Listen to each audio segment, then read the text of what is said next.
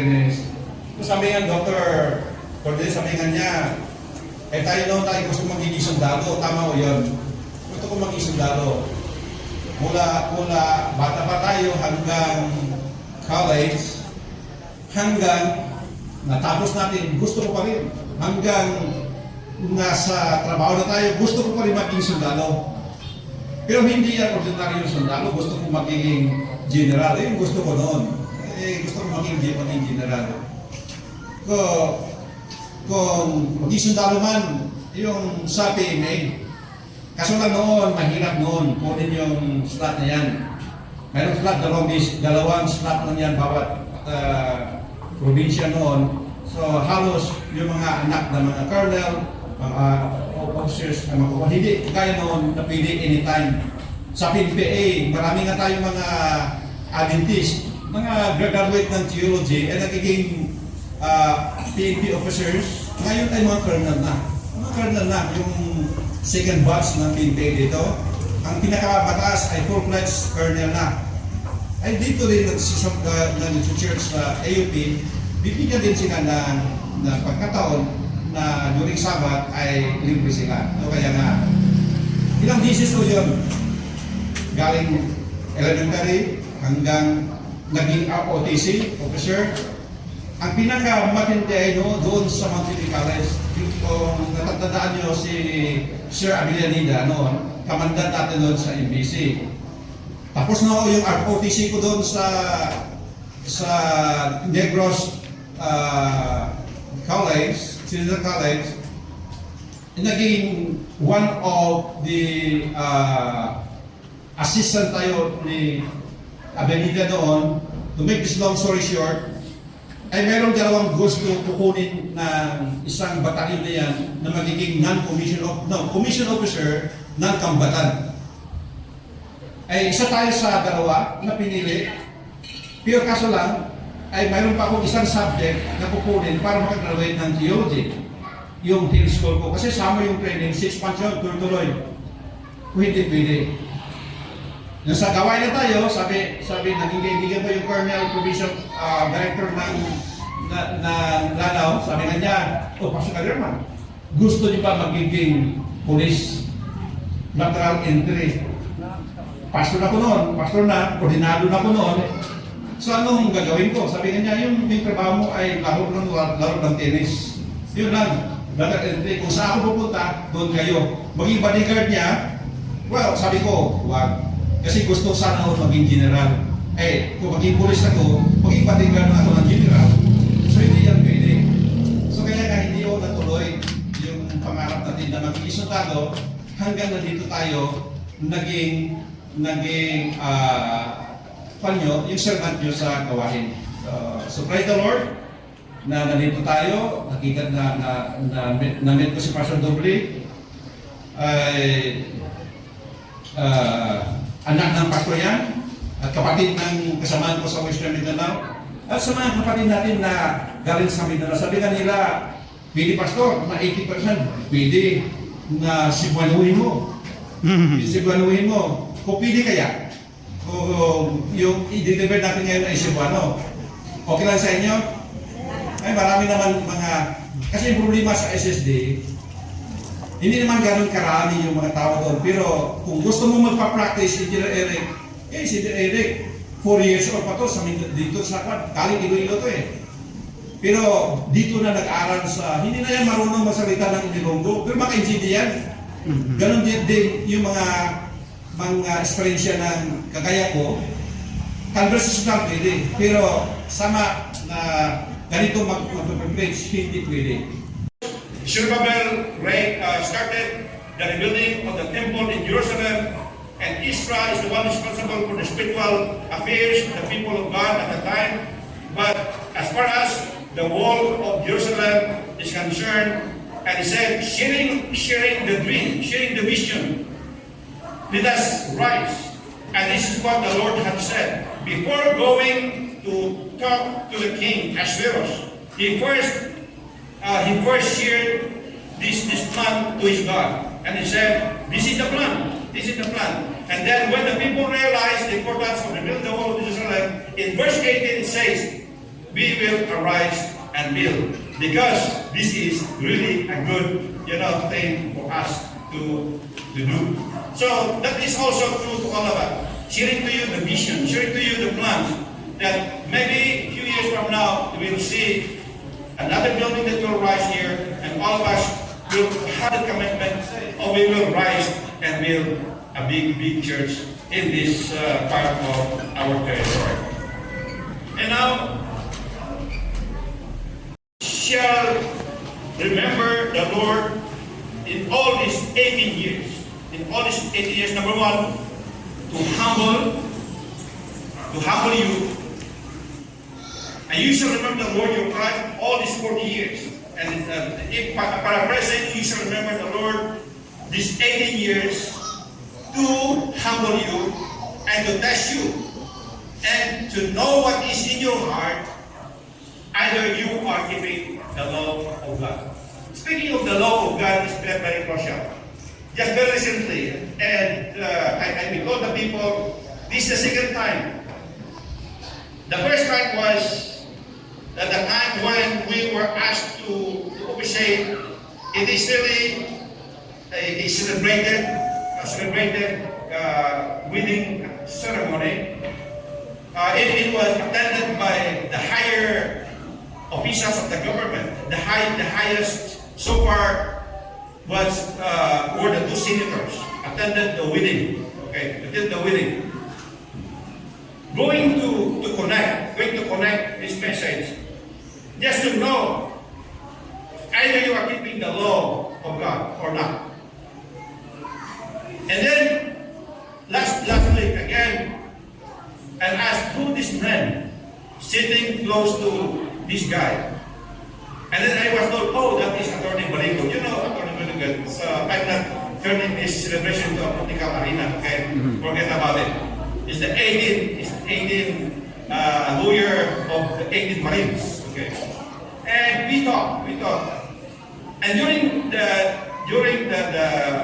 homily, we actually intentionally shared the message because we want to be intentional. Sometimes the message is just transformational, just for us Adventists, motivational to motivate all of us. But we need to share as well. We should be intentional, especially telling the people that Christ is coming again. And that is the message, the essence. Why we are all here? Because we are already saved by grace, God's grace. And why we are here? Because we need to understand that we are the people of God being called and being entrusted with this gospel, to share the gospel and to tell the people that Christ is coming very, very soon. And with the things that are happening right now, just again a reminder that all these rumors of wars and wars in the Middle East, just to give us the idea that these are the signs that the prophecies are fulfilling. And I talked to my mother, last night, and telling her that Christ, the prophecy is fast fulfilling. And we need to make ourselves ready. She is not an Adventist. Hindi ba nga siya nabaptize? Pero sabi niya, last Sabbath ay pumunta kami sa church. Kasi yung mga kapatid ko ay iba sa kanila Adventist na, pumunta daw sila. Wala na ako na kahit hindi siya Adventist, nandoon siya sa property para bukanin pa tayo ng church natin. At nagsabi siya na, pumunta kami doon last Sabbath, sabi nga Sabbath. Naintindihan naman ako ng Sabbath. Hindi ka kaya istada noon. Sabi nga niya, Kaldihano, may kabagatano, ano bang problema ng mga Adventist na pag ako ay maging presidente, ay maitulong ko sa kanila? Sabi ko lang na yung Sabbath is resolved. Yung Sabbath problem is resolved. Ay tumayo siya. Di ba sa iyo yun noon? Sabi ka niya, yung problema niyo mga kapatid, pag ako ay maging presidente, yung Sabbath problem niyo ay solved na yun. Sabbath problem. Ay pagkatapos ng speech niya, sabi niya Kaldihano, ano ba yung Sabbath problem?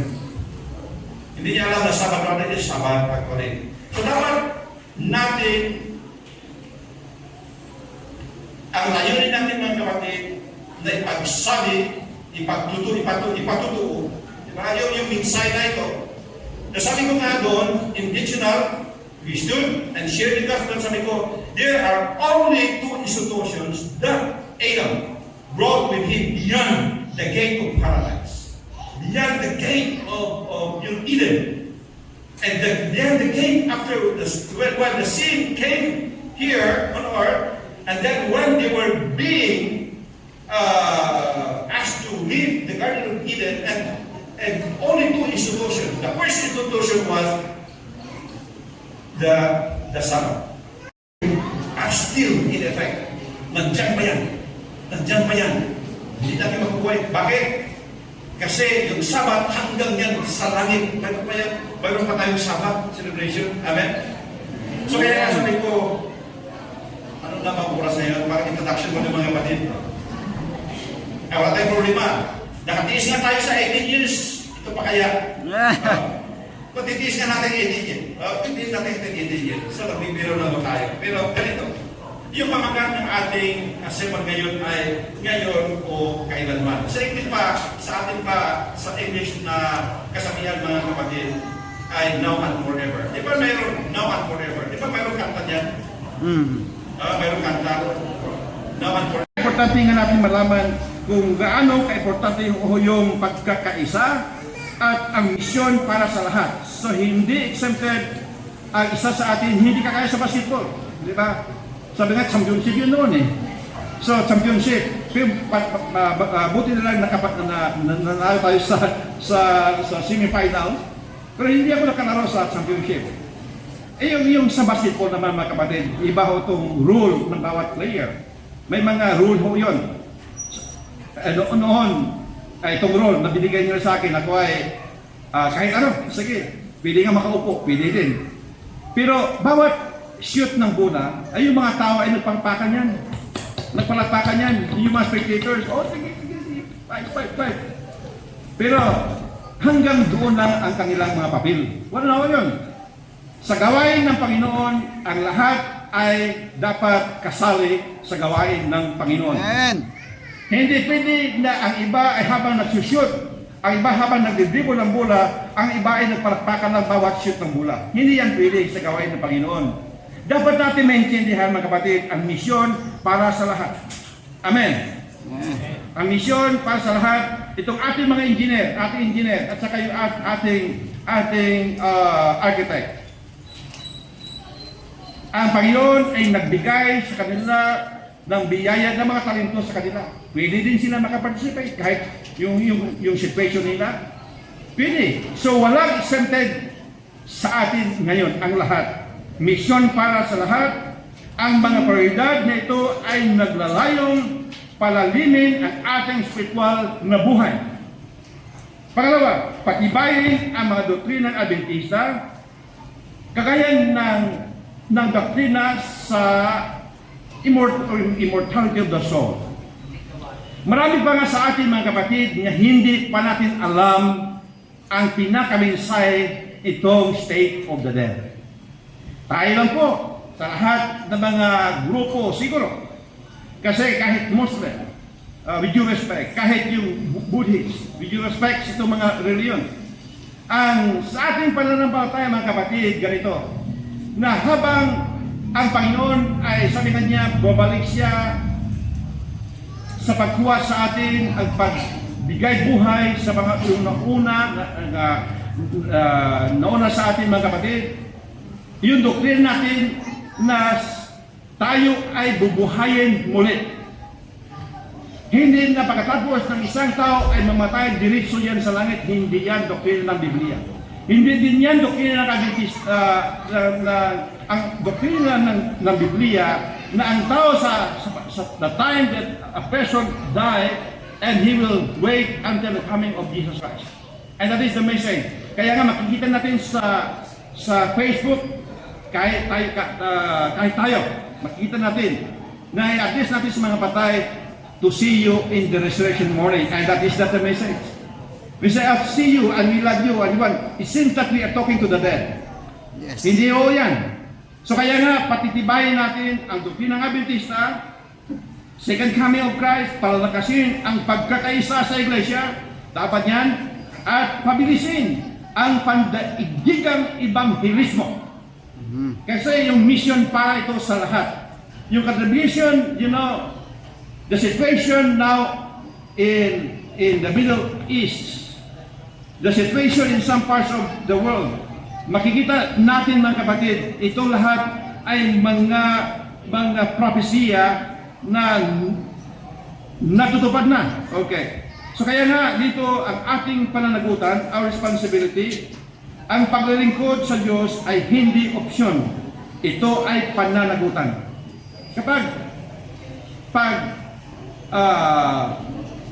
I-discuss natin yung accountability, yun nga mga kapatid, accountability, anuman ang inyong ginagawa, gawin nyo ng buong puso na gaya ng Panginoon, nang sa Panginoon, sapagkat ang Panginoong Kristo ang inyong pinaglilingkuran.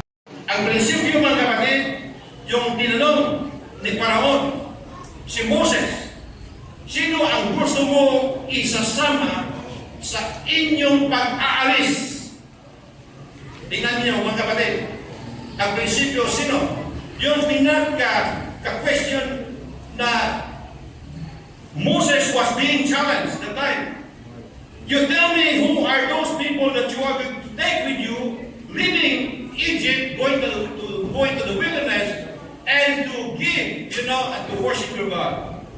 Makikita natin ang mga prinsipyo. Number one, hindi lamang iilan ang iniligtas. Okay?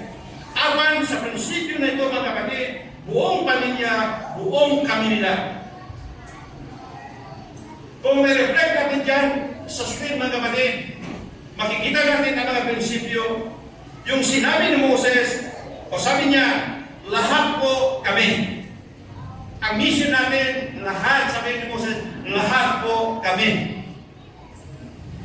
Ay, ano ang mga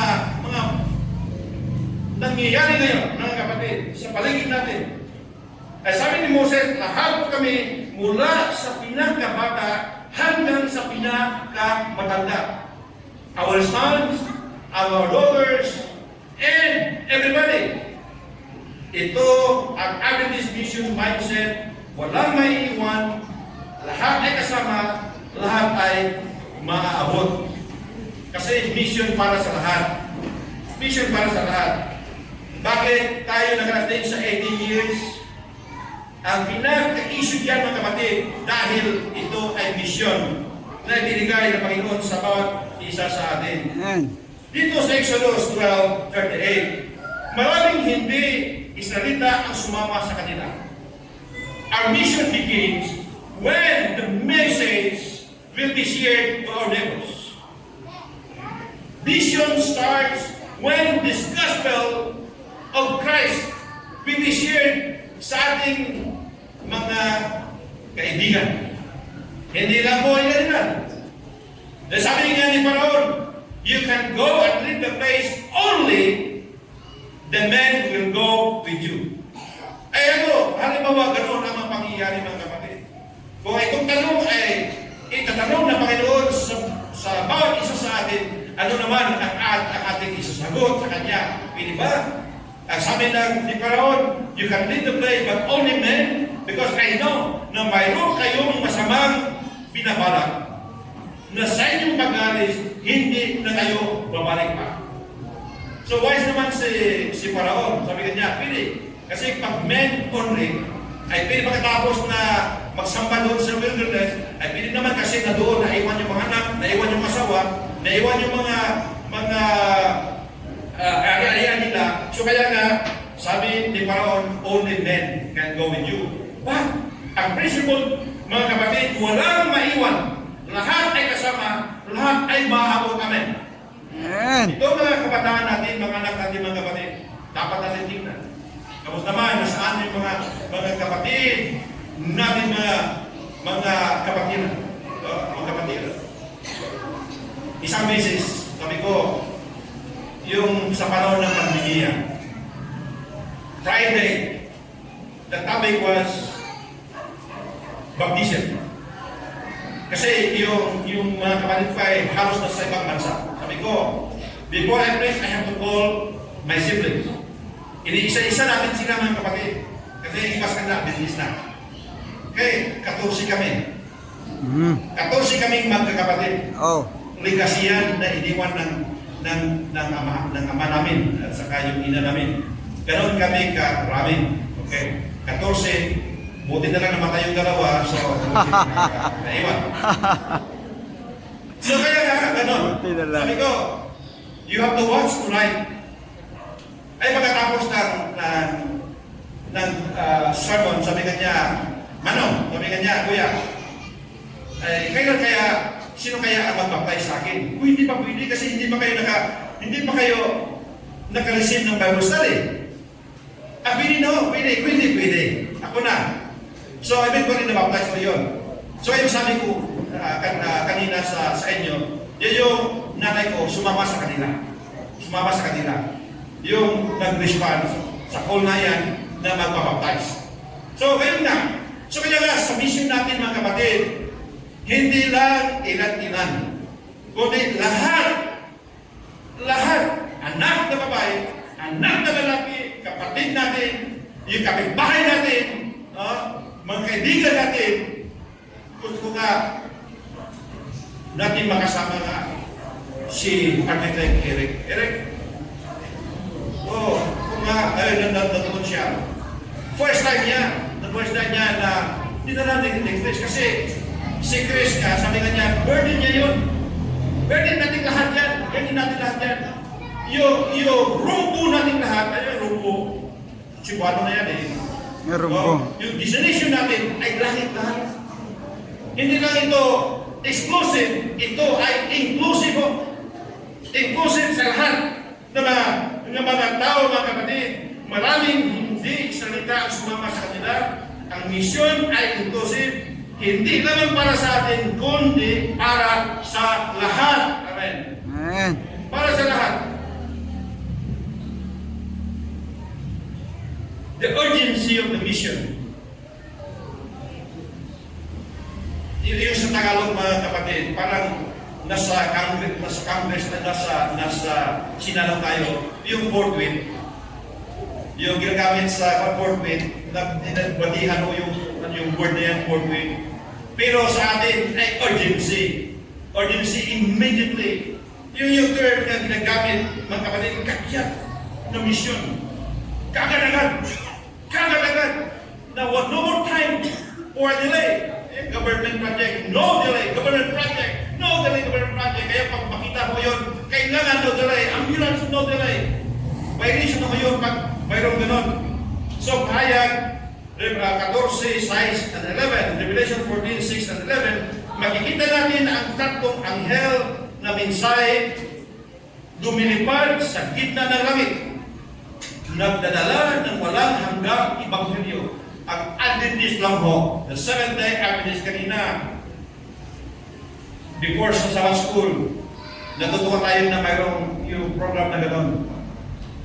Ano ba tayo? Seventh-day Adventist o mga Sabbathista tayo? Mga Sabbathista tayo?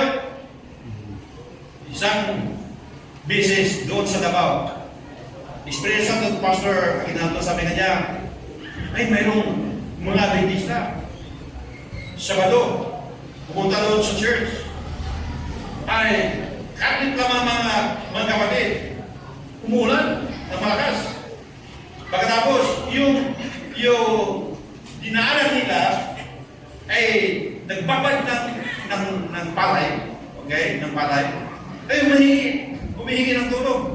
Sabi ng mga Sabanista, sabi nga ng Sabanista, ay, malapit mo mag-ubisa yung Sabbath School. Ay, nag-aaral tuloy yung mama na yan. Ito mga Adventista, mga Sabanista. Sabi nga, galit na galit ako sa mga Sabanista. Humingi tayo ng tulong, hindi man lang huminto at saka tumulong, ay nabasa yung palay niya. Ay, isang pagkataon yung harvesting gathering natin, di ba? Hanggang ngayon, mayroon pa tayong harvesting gathering. Siguro, nabibigyan itong mama na to, Ay kumatok doon si gated yung bahay niya, gated yung bahay niya. Pero hindi na doon sa lugar na yun. Pero hindi alam ni Pastor Carigado na kabinado na ganun pala ang nangyari. So kumatok siya. Okay, Mayo. Ay sa atin mabuti, di ba? Mabuti. Tao po. Mabuti, ano ba yan? Ay kuminsan, Mayo, mabuti. Tama ba yun?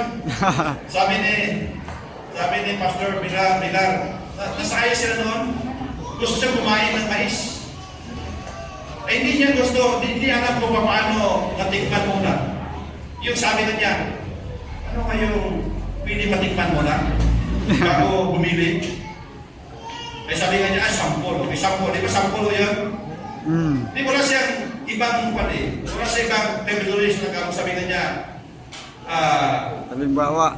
Manang, mayroon kong halimbawa dyan. Ito mo naman, di ba? Sampol eh. Hindi niya alam na ang tinanong niya, si Buano pala. Si Buano kasi, hindi tayo kumpiyansa dito sa lugar na ito. Maraming si Buano dito. Sa Tarusa noon, kami ni Atty. Sa Magaysay. Buti dito, Pastor Herman, bigyan natin ng pagkakataon na magbigay ng kahit isang subject lang sa services. Tumayo tayo, pagkatapos, hindi na mas kumaintindihan ng taga Santa Rosa. Kaya sabi ng mga kapatid natin doon sa Pastor, si Buenawa na lang na, kaya Jindi Milinhe. Marami pa lang taga Santa Rosa. Marami pa lang Santa Rosa. So kaya nga, yun. So mga kapatid, ganun, may kagyat na pangangailangan, ang minsay ay dapat ipahayag kagad. Ito sa pangyayari ng Banal na Espiritu. Bakit ba kayong magsalita ng katotohanan ng may kapang kahit mahirap at delikado? Mahali ba kayong isama ang bawat isa? Walang maiwan. At ipahayag ang insight sa lahat. Commitment natin lahat na course natin may isama ang lahat. Kasama natin mga Uy, tayo. mga anak. Naglalak ng mga anak ng babae na walang maiiwan sa mundo ito. Our loving God, Father in heaven, it is a joy for us to celebrate this 18 years anniversary of the church where you have been blessing them. And now here are our church members standing in front of you with a commitment to stay steadfast and whole committed to your mission. Our Father in heaven, the Holy Spirit will empower all of them. And the Holy Spirit will give us the courage to share the gospel. And when Christ shall come, all of us will be given an opportunity to come and stay with you in the beautiful kingdom that you have prepared for us. For this we ask in Jesus' name. Amen. Amen. God bless everyone.